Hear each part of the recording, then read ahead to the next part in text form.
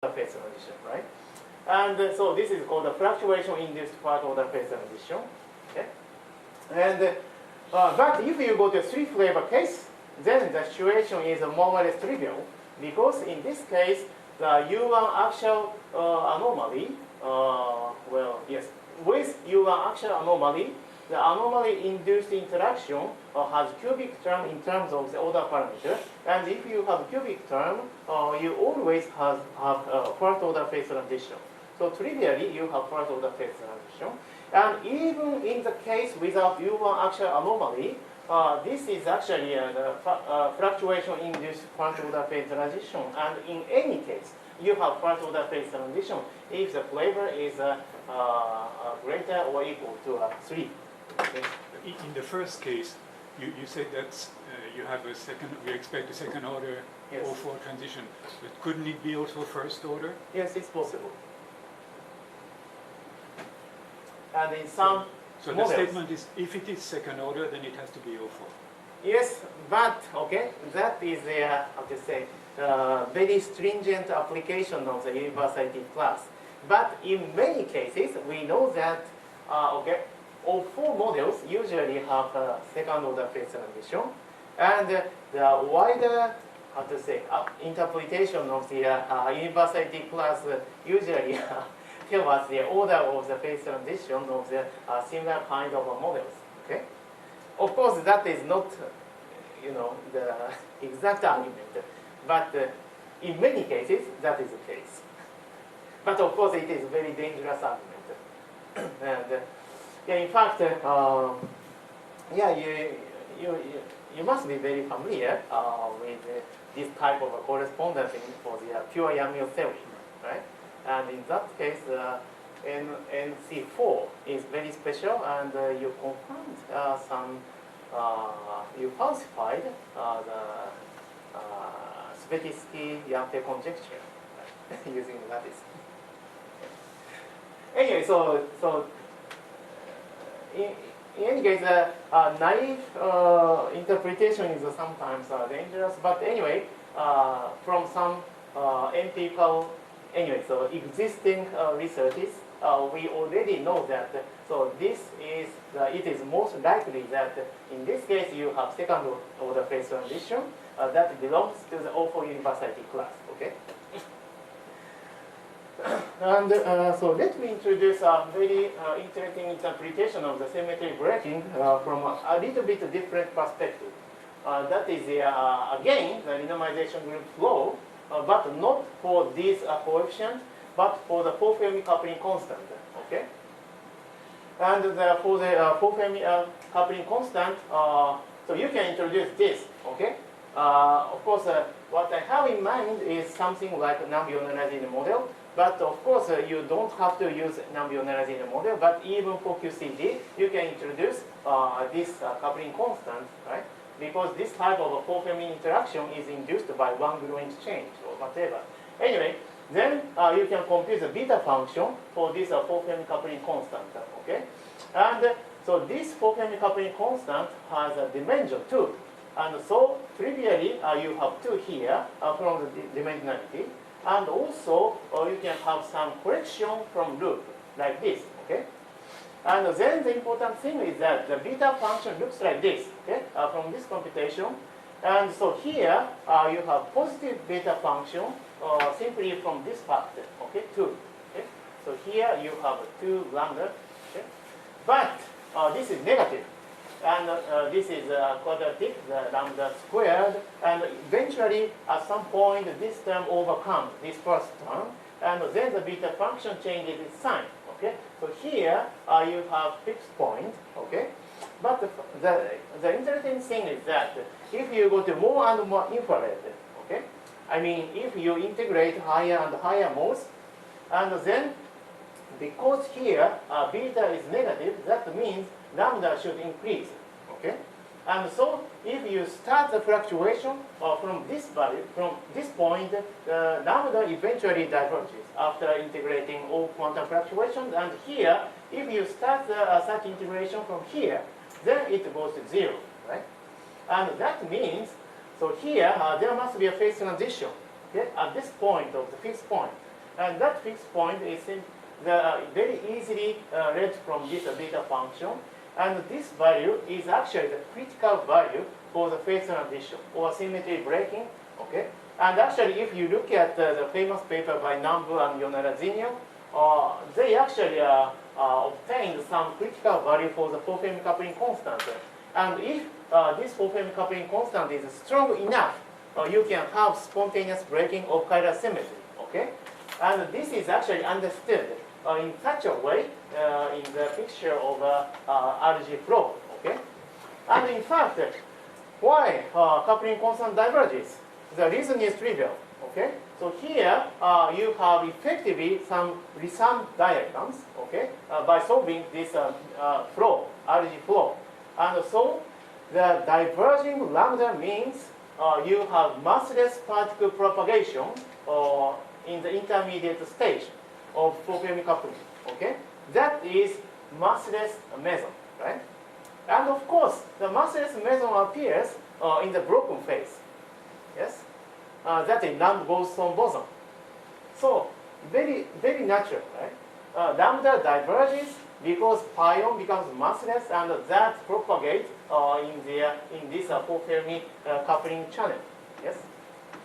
And this is the modern view of the symmetry breaking, and this picture is very, very useful in QCD because so here you have to use some effective model to describe chiral symmetry breaking.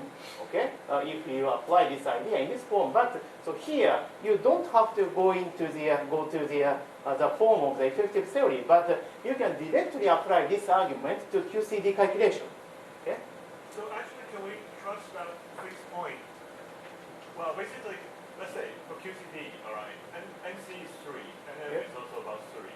So basically, that's a strongly coupled fixed point, right? If you work out where the beta function is of order 1, lambda is of order 1. Well, okay. So can we actually? Okay, so this is very how to say simplest version of the demonstration. Okay, right. So. But okay. In principle, you can compute this beta function non-perturbatively. Right. Okay, and if that is possible, then you can reach the phase transition point. Okay. Oh, sorry. Right. And in fact, what happened is quite different from this situation, because in QCD we know that there is no critical coupling constant. Okay, so this lambda roughly corresponds to g squared. Okay, and for whatever small g, we must have chiral symmetry breaking in the continuum theory. That we know, and that means this beta function behavior must be pushed down. Okay, and that is actually caused by the gauge gluon interaction. Okay, so here I didn't write any gluon interaction. Okay. But if you include such a vector boson exchange diagrams, etc., actually you can show that this is pushed down. Okay? And so, how you can get this term? Okay, I actually introduced this determinant interaction without any explanation. But so, what is this? Okay, what is the reason why you have determinant and you have cubic term? If you have U1 axial symmetry, U1 anomaly, U1 axial anomaly. Okay? The idea is following. Actually, this term was first speculated by Kobayashi and Masukawa in 1970, but actually it was derived using instant picture by Prof in 1976. So some people call this determinant interaction Prof interaction, but some people would prefer to call this Kobayashi-Masukawa Prof interaction or simply KMT interaction. Okay? Anyway, the idea is very simple. So what you need is some effective interaction that doesn't break chiral symmetry, SUN cross SUN, but it does break U1 axial only. Okay? And how is it possible? That is possible by using determinant. Why? Because now if you have this combination of psi bar L and psi R, then this R is multiplied by some matrix R corresponding to a SU, sorry, UR. Okay, so yes, this. Okay, this UR rotation and this UL rotation. Okay, corresponding to this symmetry, I introduce R rotation, and here I introduce L rotation. Okay, and so here I have L, dagger, and R. Okay, so if I have a U1 axial rotation, that means I have exponential I theta for for R, and exponential minus I theta for L. And that means L dagger is exponential I theta. That is the same as R, right? So this R and L dagger, they do not cancel, okay? But they produce some non-zero phase change, okay? That means U1 axial is explicitly broken. But if this L and R belong to a SUN element, then of course the SUN, determinant of SUN is 1, right? So determinant R is 1 and determinant L is 1. So under chiral rotation, so this interaction doesn't change its form at all. So this breaks U1 axial only, okay? So with such considerations, Kobayashi and Masukawa speculated this form, but the fifth argument is more profound. Okay, he actually considers the following problem. If you evaluate the partition function in the presence of single instanton, then the answer should be 0. Why? Because the instanton has 0 mode, fermionic 0 mode, and so the fermion determinant in the presence of one instanton must be vanishing, okay? Except for mass, okay? The fermion mass. So this is 0, and so let's introduce some source so that this partition function is non-zero. Okay, this is something like master, yes, and then this operator is modified with the presence of this introduced source, and then what you have is actually so this determinant is approximated by this determinant with J. Okay, because this part, the Koch propagator part, this should be vanishing if this is multiplied to the fermion 0 model. Okay, so only this J part, J source term picks up non-zero contribution. Okay, and this is quite natural expression, right? Then the question is, let's remove the instanton. Okay, and then what kind of effective interaction can reproduce this result? And such effective interaction must mimic the effect of instanton. Okay? Understand? And then obviously, the determinant interaction can mimic this form, right? And in this way, the effective interaction corresponding to the presence of the instanton was identified by Fuchs. Okay? And this is how you get determinant interaction. And the extra bonus from this consideration is that you can read the coefficient of this effective interaction. Okay, that comes from the density of states corresponding to the integration around the instanton background. Okay, so you should of course do the gluon one-loop integration on top of the instanton background, and also you should take account of some Jacobian factor. And so on, and then you can get this, okay? So this exponential, by the way, comes from the action corresponding to the instant, okay? The famous expression, okay? So this has essential singularity because instanton is non-perturbative object, okay? Then the interesting thing is that, so this computation can be extended to finite temperature because this is perturbative, okay? So you can do that at finite temperature, and then what you have is that, so this instanton density or this coefficient of the effective interaction induced by instanton is modified with this exponential suppressing factor, okay? And this means at finite temperature or density, the instanton excitation rate should be very much suppressed by this factor, Okay? And this means this effective interaction coefficient is significantly suppressed by the temperature effect. Okay? So this is the idea of effective restoration of U1 axial symmetry. Okay? The U1 axial is of course anomalously broken, and anomaly is of course insensitive to the temperature, right? Because anomaly comes from ultraviolet divergence, and so it should not be affected by infrared effects such as temperature, but nevertheless, the instant induced interaction is significantly modified by the temperature because the instant itself is not changed, but the instant excitation is suppressed. Okay? And in such a way, this interaction can be significantly suppressed, and then you have a very interesting consequence. So this is a famous Columbia plot. That is order of the phase transition as a function of quark masses.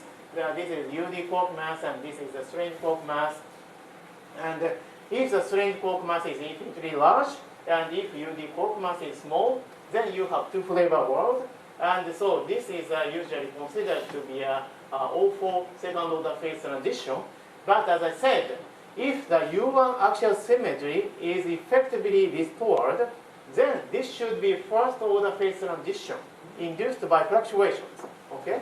This possibility is not really not seriously investigated, even in the model studies, because actually the fluctuation induced first order phase transition is not so easy to describe, even using the model. Okay? But anyway, so this is still a possibility. Okay? So it's worth thinking about this possibility seriously. And also this first order phase transition part. Okay? As I said, with three flavors, the first order phase transition is a conclusion from this consideration. And so here you must have first order phase transition region. But okay, this first order phase transition region is also significantly affected by U1 axial symmetry restoration. And that was actually demonstrated in this paper with Jim Wei and his postdocs. So we wrote this some years ago. And in fact, if U1A is restored, this region is significantly reduced. Okay? And this leads to a very interesting consequence on the phase diagram. Okay? That is, many people speculate that the second order QCD critical point should appear on the QCD phase diagram. And actually, this happens if this first order phase transition region is more and more enhanced with increasing chemical potential in this way. Okay? And then eventually, at some chemical potential, this second order line, okay, this is second order line, and here you have first order, and here you have crossover, okay? So this is a second order line, and eventually, if this is the case, this second order line should hit this physical point, okay, physical quark masses, okay? Then, if this is so, you can have second order phase transition at the chemical potential corresponding to this, this value when this line hits this physical point. But logically, another scenario may be possible. Namely, this first order phase transition region is not enhanced, but it could be reduced by the effect of the chemical potential. And in fact, that was pointed out, or that was actually suggested by the lattice simulation by Philip and Ove some years ago. And actually, there were lots of discussions. And so, this actually raised some criticisms against the presence of the QCD critical point. So, this is a very important paper in the context of the QCD critical point. Anyway, so there are lots of confusions about the QCD critical point, and it is not yet established whether or not it exists, or but nevertheless, many experimentalists are still looking for the QCD critical point using their beam energy scan. But so okay, I must say that the question of whether or not it exists, that is, how to say, some people jump into some conclusion, so existence or non-existence, but that is a bit, how to say, so that is not really a good physics, okay? The good physics is why, okay? Not whether, but the question of why, okay? In any case, even when the QCD critical point doesn't appear on the QCD phase diagram, anyway, if you solve the effective theory, there is a general tendency that you have first order phase transition, okay? Even if you don't have a first order phase transition, the phase transition or crossover is sharpened, more and more sharpened, if you go to higher density. And so there is definitely general feature or general tendency to have a more like first order phase transition. And then the question is why, okay? That is a good physics question, okay? Not whether. And the reason is very simple to understand. Okay, so this actually explains everything about the QCD critical point or the first order phase transition at high density. Okay, so here in the vacuum, we know that the chiral symmetry is spontaneously broken, and that means quarks are massive. So if you write the effective potential in terms of the quark dynamical mass, then there must be some minimum at the value around 1/3 of the nuclear mass, 300 something. Okay, so this is quite natural, right? And then what is the matter contribution? Okay, the matter contribution you can compute non-perturbatively from this expression. Okay, if you take the derivative of the this ground potential with respect to the chemical potential, you get density. That means if you integrate the density with respect to the chemical potential, you get density contribution to the thermodynamic potential. Okay, and from this expression, you can make a guess about the behavior of the matter contribution to the thermodynamic potential. And indeed, so you can plug some quasi-particle expression into this density, okay? And then this is what you get, okay? And this is quite reasonable. Why? Because if the mass is greater than the chemical potential, nothing can be excited. So there is no contribution from density, right? Because density is 0. But if the mass is 0, then you have more and more particles, okay? And they they increase the pressure, okay? If the particles are lighter, then